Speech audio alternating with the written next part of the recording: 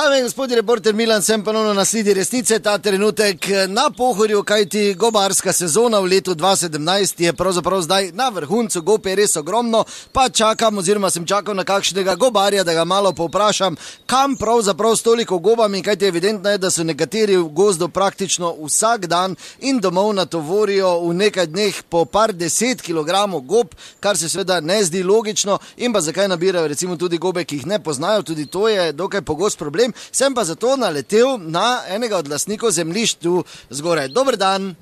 Dober dan. Torej, lepo, da ste si vzeli čas, gobarjev pa srečamo na Pohorju, ne?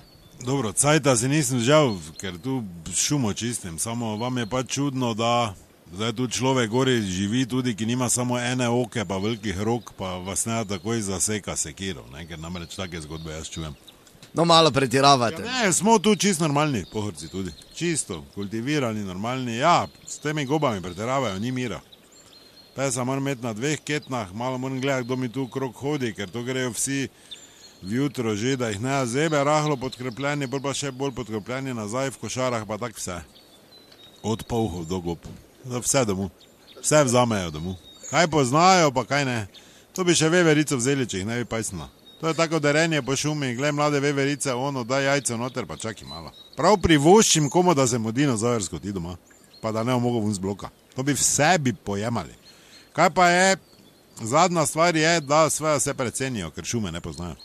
Torej je res to, kar pravijo, da se vse več gobarjev tudi zgobi, ne? Ja, no, tu v moji šumi pa okolišo jaz tak, mislim, jaz ko grejo gor, pa rečejo, če so gobe, rečem samo ravno, pol pa jih je treba čakati tu, ali proti večeru, ali pa 3-4, če so tisti jutre in 2 rundi te stojim, 800 metrov više, ker te pa so babe objokane, dedi panični, na telefon gledajo, signala ni, vse ceste so iste, te pa samo rečem, ki imamo problem?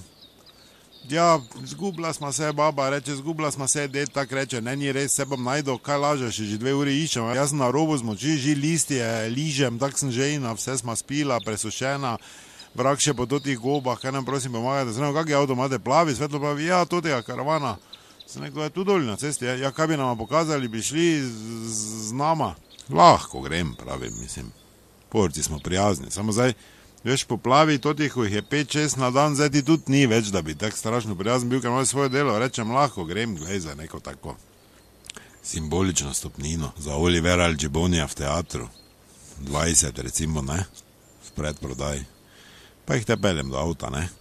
Ker tak en drek prodamo tu, ne. Edino, če les mazneš, pa prodaš tu, pa zdaj tak, to ti gozdari hodijo, pa skozi kontrolirajo. Tako da, gobarska sezona je nam kmetom veliki plus, za šumo pa minus, ne, ker grabljajo. Dober dan. Ja, dober dan.